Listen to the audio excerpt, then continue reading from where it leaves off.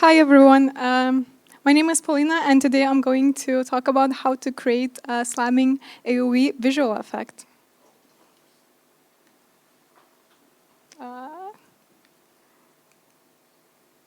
Yep.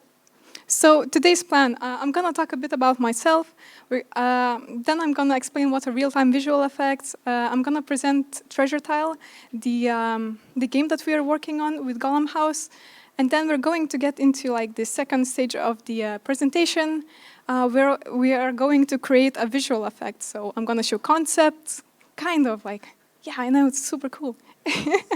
We're going to talk about like different softwares, then timing, details, how to push the effect to like another level, and then a little bit about how to draw inspiration from other media. So a bit about me. I started my career at Unity, and I spent at Unity for like 5 years. I've worked there. I was a junior software tester, then after a year I got promoted into a QA lead, and I had a big and wonderful team of testers. And then after leading them, I thought, hell, I want to do art. And so I transferred to another team, which is the Asset Store team. And for those who don't know, Asset Store is a marketplace where you can sell 3D models, music, and various tools for game development. Yeah, so at that point when I was working as a content specialist, I found out about visual effects, and from that moment, it was kind of like love at first sight, I would say. I really fell in love with it, and ever since that day, I think I spent like nearly every day working on them, or at least thinking about them. So after a while, you know, I've got enough skills, and I've actually done some visual effects for Unity itself, and I've worked on some kind of like template projects. And then I decided to quit because I wanted to do this full time. And so I've joined Astoti for like a few months. I'm super happy to see some Astoti people here, sending love to you. But then I decided that I wanted to do PC games, and I've joined Golem House. And so today I'm working at Golem House. I've been here for like 8 months.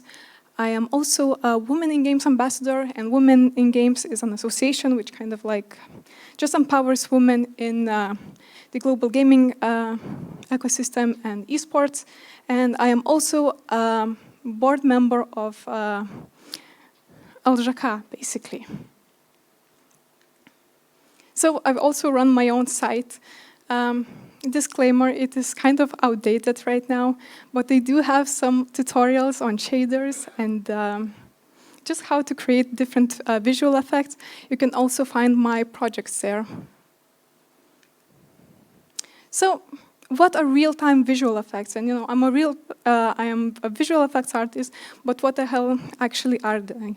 So from a game development perspective, visual effects are computer graphics that are rendered in real time to enhance the environment and our characters living in them, which is kind of like a very broad concept. And when I think about visual effects, I feel like we can sort them into 3 groups. So the first one is the environment effects, the second one is the gameplay effects, and kind of the third one are UI effects. So for an environment effects, I guess you could just imagine that you're playing a game, you're entering a dungeon, and you see like a wonderful waterfall there with sparkly dust flying around, and maybe even torches or fire. So something like the effects that would enhance the environment. And for gameplay effects, a good example would be, I guess, like League of Legends or Dota, where there are a lot of actually like combat skills. So like imagine magic spells that actually deal some damage, or maybe healing abilities. And for UI, well, they can be just kind of like sparkly glows on the buttons, or I don't know, shiny stuff. So I am working on Treasure Tile, and Treasure Tile is kind of like Diablo-like action RPG, which combines deep character customization with engaging gameplay in a beautiful world. Simply put, it's really like Diablo, but with kind of like Hearthstone graphics. And here is like a very super early demo version of the game. So yeah, you can go along like and explore different biomes, You loot, you do quests, you do dungeons, kill bosses and other enemies. And just basically explore and have some fun. So today we're going to talk about and kind of like create a visual effect for this game. So what are we actually creating today? So the skill name is Quivering Slam, and it's a damage effect. So it will deal some damage to some enemies. And at the start, like this presentation is called like how to create AoE visual effect, but AoE is basically just area of effect. And so the effect will take this size, which is, I call it medium-sized circle. It's not a circle, it's a cross. And I'm sorry for those like unequal lines, but I didn't have much time to do this image. Thank you. And we're going to make variation of this effect. We're going to have an ice one and a poison one. Anyways, the description of this visual effect is that the tile will jump into the air, then it will slam, and then sort of the ground cracks will appear. And the enemies that are going to be standing in that area are going to take damage. And also the ice variation will slow them down, and the poison one will deal poison damage. And I actually won't make the actual enemy slow down, because this is kind of like not my work, I just make the visual effects. So, which gets to my next point that, in order to create a super cool visual effect, you have to have some concepts or at least very good references. And you kind of have to plan ahead what you're really creating, because along the way you can really lose the initial idea what you're trying to create, and then it might confuse some players when, it just might confuse some players. So these are the concepts that I was given. They were created by a super talented artist, Eglė Ratkevičiūtė, who works at Golem house too. And so she drew like these 3 variations. So the first one is the basic one, then the ice one, and the poison one. So I kind of like received these concepts, and I write down and break the elements what each one should contain. So the first one I can see, there are cracks, there are rocks flying around, some intense glows. The second one has like this frosty mist going around, and what's special about the third one is actually it has some splashes. So when I get the concept, I can actually think about which softwares will I use in order to create this effect. And choosing the right tools is super important. So let's talk about the technical stuff on which was this created on. So we're using Unity 19.4 lightweight support, universal render pipeline. It was created on particle systems. And for those who don't know what are particle systems, I would like to call it some like a fancy animation system where you can actually put in textures and then kind of make cool stuff. You can like change color, size, add opacity, maybe color over lifetime, all of the fancy stuff, I guess. And then for shader creation, I used Amplify Shader Editor, and I will show it in the next slide how it looks. And then for additional softwares, I used Blender for modeling, Photoshop and Substance Designer for texture creation, and Embergen for simulating smoke. I will not be talking about Embergen.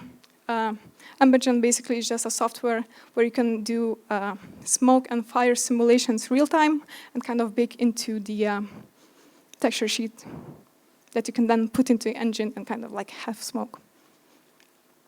So this is the inside of the Amplify shader. I just took like a quick screenshot so that you would know. In this presentation, I will be sharing some texture map that I would like to call it. So like if you don't know what our shaders are, and this is kind of like the first time seeing them, don't freak out. It took me quite a while to actually learn this stuff. And when you will see the texture map, just kind of like imagine visually that, I'm doing some math in the shader, but I will show the results kind of in a like very simplified way what's really happening. So let's jump into the next slide, which is how I created the cracks texture, which is, I guess, the most focal point of the visual effect.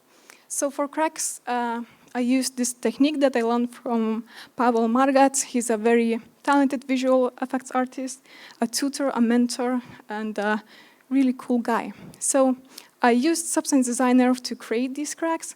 So essentially, you can see all of the node system there. So I kind of simplified it.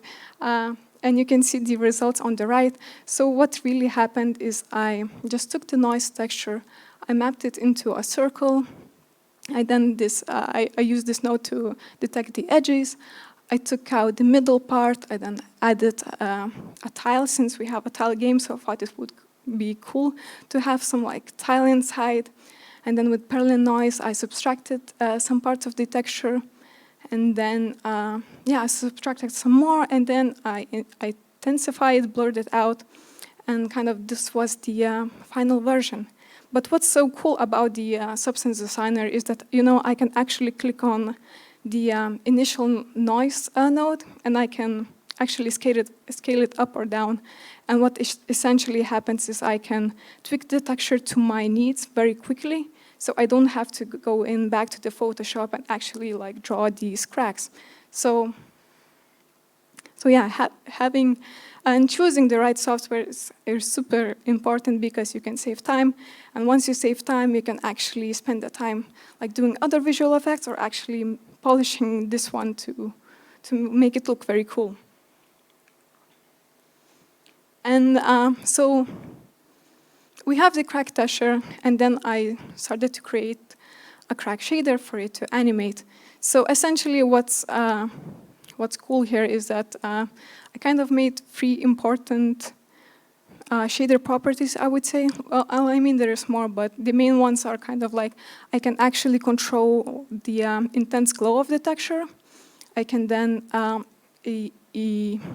erode, I think that's the word, erode the texture, the whole texture altogether, and then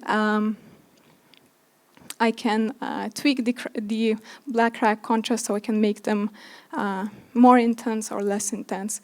And so a very talented developer from Golem House created these components that can actually help me access the shader properties, and I can animate them with curves. So the result that happened is here on the right is that the most intense glow part starts out and then kind of like erodes, and then the whole effect kind of erodes altogether. So it will leave like a cool kind of like slow afterburn effect. And then we have the cracks, but we also need some crack glows. So what I did is I took the texture that I created and I put it into Blender.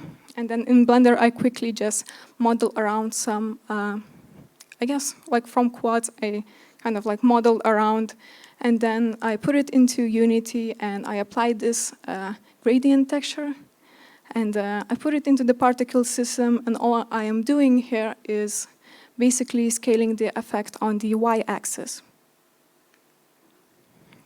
And then this is where the shader kind of stuff begins. So hold on if you don't understand. So yeah, I have this mesh that I also created with Blender, and I UV unwrapped it in a particular way so that when I apply the texture, it will kind of go in a seamless pattern around. And so what's happening is this in the shader is I do have like the noise texture, which is kind of scrolling up, and then I multiply it with this gradient so that the middle part of the mesh and the part of the outside would be cut out. And so all of the black parts of the texture that you can see, they are transparent in the end. Yeah, and also like, I guess you can also do this technique with the vertex color and actually like coloring the outsides and the insides, but I do use this mesh in other effects too, so I just left it as it is. So this is what we have so far now. We have the cracks, we have the glows, and the kind of like the intense glows happening around. But it still kind of looks like, I don't know, it looks super static. And which gets me to another point, is that we need to use some timing to communicate gameplay. Right now, okay, I just love this example from League of Legends visual effect guidebook. So usually the effects are broken down into 3 timing parts. So there is one like anticipation, main explosion, and dissipation. Right now what we're doing is kind of like the main explosion, which is like the most intense part of the visual effect. But we don't really have anticipation, and anticipation is important because basically it communicates to the player that something is about to happen. So for example, you push a button and you need to see some kind of response to know that you actually played the effect. And then the dissipation is there to kind of register in your brain that something actually happened, because some of the effects happen really, really fast, and all you can see sometimes, like what your brain registers, is actually the last part of the visual effect. And so let's get to another part, which is actually creating the anticipation part of the visual effect. So here what I'm doing is I'm using this 3D mesh, and I just have like this scrolling purling noise, and I UV distort it with this another texture that I created in Substance Designer. And what is happening is here at the bottom is you can see that it kind of like makes the texture look like some sort of flames. Not really flames, they're very rounded, but it gives this some, I don't know, I guess kind of like sort of organic movement. And then what I do is apply this material to the model, and then put it into particle system and also scale it at some certain times. So I scale it up and then I quickly scale it down. And for the anticipation animation, remember like in the description and the concepts, you know, there was actually the part that the tile has to jump up and then land, and then, you know, the cracks appear. So yeah, so I animated the tile to be jumping, and then what we have this here are called telegraphs, and telegraphs kind of just mark the area of effect. So the player can already see the area that the effect will take place.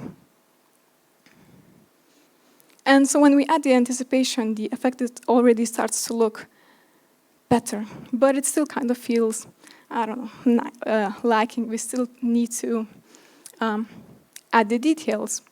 And I feel like the details are one of the most important parts of the visual effects, and I feel like really visual effects are really about like putting small details together, and they kind of like create the whole picture. So here I'm not going to be going super into the details that I've created, but mostly I've used these 4 textures. So the first one are the rocks. I didn't draw them. I don't really know how to draw well, but what I did is that we have very amazing assets in the game, so I kind of look for the things that I need to like play, or just like put into particle system. And I found some rocks and I put it into this tile sheet, and I ran it into the particle system, and then, you know, I added some collisions, and so they kind of collide with the world when I play the visual effect. Then I added this glow, which happens at the most intense part and kind of fades out, and then we have some spark textures. And this is a texture sheet, which I simulated in Embergen, and it kind of works like, I guess, the traditional animation, which the particle system runs through every frame. Then you can see the smoke sort of animate. Distortion and screen shake, yes. So I feel like it's kind of a meme, I don't know, but to me there are 3 things that really make the visual effects cool. So it's adding distortion, screen shake, and bloom in the game. But the bloom is already in our game, so I didn't have to add anything. But for distortion, I just used this like super simple technique, you know. I didn't even create a shader. I just used the previous mesh from before, and I've added a normal map, and basically this is the result. But the material that I used is just the universal render pipeline unlit material, which is super basic. The thing is, it's super cool that you can turn it into transparent type, and then at the bottom there is distortion, and you can just quickly have distortion. And for the camera shake, I just show it in the video because, I don't know, it's super hard to explain how to actually, you just basically put in some numbers, so I don't think that is necessary to show. So this is the final version of the visual effect, the quivering slam. And so let's get to another part, which is variations. And so what I essentially did here is basically just change the colors of the visual effect to have this sort of icy feel. And to me, it kind of still did not look so icy. And then I remember, like what is ice? What is actually frost? Like, what makes the effect look cold? And I initially thought about Skyrim. And in Skyrim, there is this enemy which is called Ice Wraith. And I don't know, I always associate it with like super cold monsters. And around it, the monster has this sort of frosty mist going around constantly. And then I've also found this reference image of this kind of ice shard, which also has this frost mist. And I mean, this effect is kind of like good enough. And if the time is really lacking, I guess we could push it out into the public. But like, if you think the effect is good enough, you should always try to push it more. And I feel like with visual effects, it's better to actually add more details and push the effect to be more powerful, because you can then learn more techniques and kind of maybe even like it will just look better. And you can always remove the if you don't like it, or if it's too powerful, you can just always remove the stuff.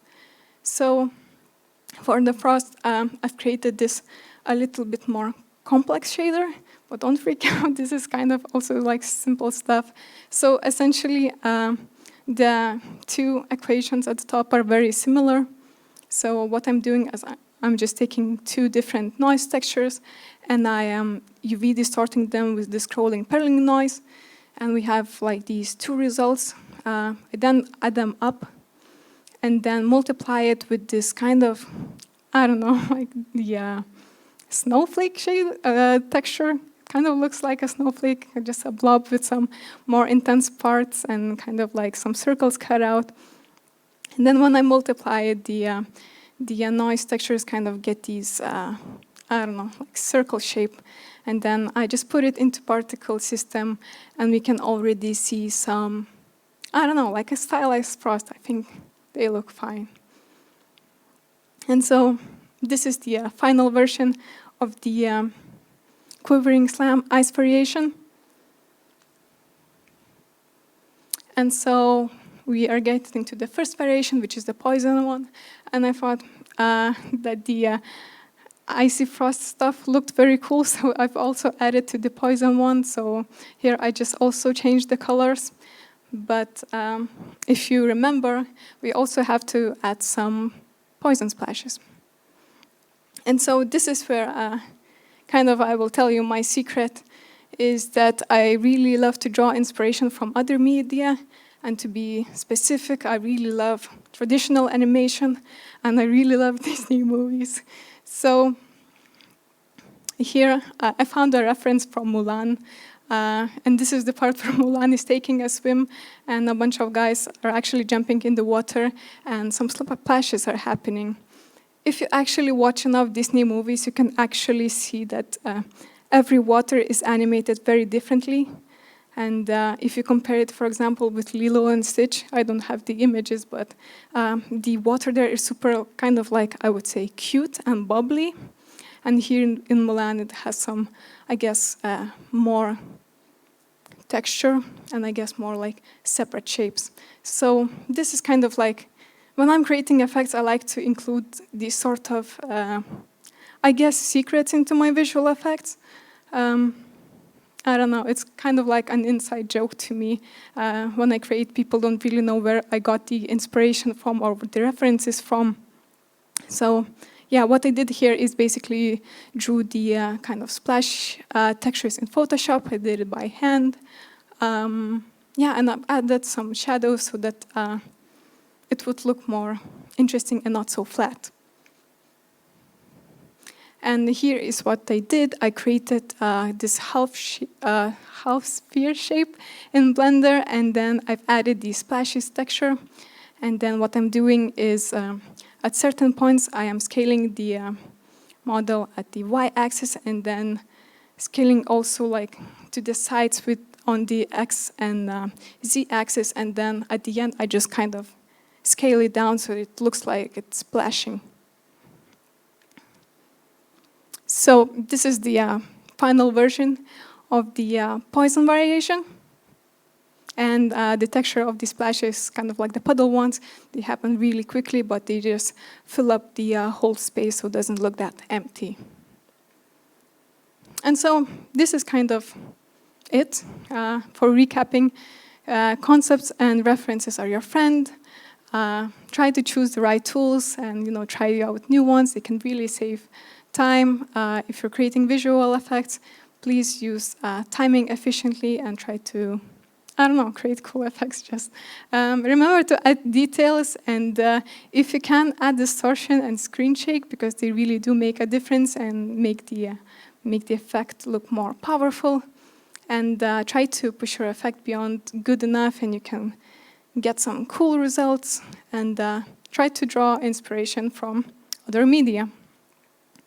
So since I have your attention, Golem House is actually constantly looking for new people. And so if you're an artist or a developer, you can actually kind of scan the QR code and get to our webpage. And even though there are no open positions right now, you can still send us an email. And share your work. We have a very diverse team. We have people working in Brazil, in Greece, in Poland, and there are 10 of us, so it's a very cozy studio. So that's kind of it. Thank you for listening. I had a blast talking here, and connect with me. Here are my emails and my information. Wait. If there are people who are interested in visual effects, please write to me. I would really love to connect and get to know you, and maybe you can trade some techniques. And I might have some job offerings for you, because people keep constantly writing me, where are the visual effects artists here? And in Lithuania, there's not a lot of them. Okay, now you can clap. That's it.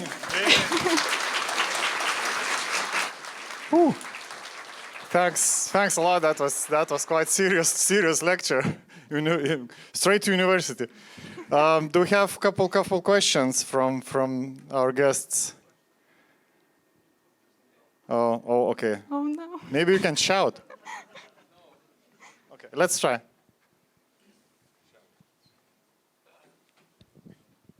Okay, hello. Aren't these effects too heavy? Because I see a lot of meshes, lot of textures in one place. How is the optimization going on? And final export to the game. Well, as far as I tested, there are no really frame drops, if that's what you're asking. I mean, right now the technology is quite powerful, and I don't know. Well, because sometimes in other games, on mobile or websites, you need minimal effects weight less. Yeah, so I didn't tell you, but this is a PC game, and for mobile, you are right. Actually, I am preparing an article about optimization for visual effects and for the games. And in mobile, you do have you kind of have lower textures. Lower texture resolutions, and you might use some techniques actually putting textures into the texture sheets, so you can have one material, and that saves some draw calls. Okay, thanks.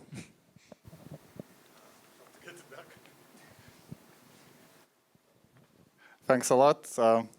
Do we have some more people somewhere? Okay. Another one. Yeah, we can do just like one or two more. And Hello, thank you for presentation. So I'm curious, like, how long it took for you to create these all elements, these splashes? Yeah, so I guess the whole process happened like from Monday to Friday, but I knew that I was preparing for this presentation, so I did spend a little bit more time.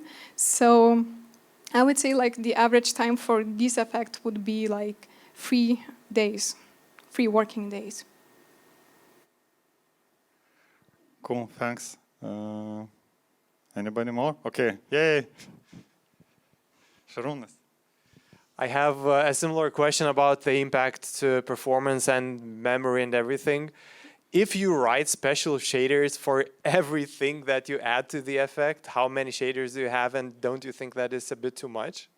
So the shaders that I use are kind of like, a lot of them repeat. So you reuse a lot of them, right? Yeah, Okay. I reuse them. I have like, I guess, right now I have like my 3 favorite ones, I guess, and I kind of use them all the time, but I do try to like keep them, you know, like not to add some like noise generators and stuff, and like keep it simple and stick to the textures more. Another question about like using visual programming. Do you not write code just because you think it's more convenient, or don't you have like a lot of experience with writing code, or what are the reasons for choosing visual programming? Mm-hmm. So I did learn some like actual scripting shader, and that really helped to understand what's actually happening.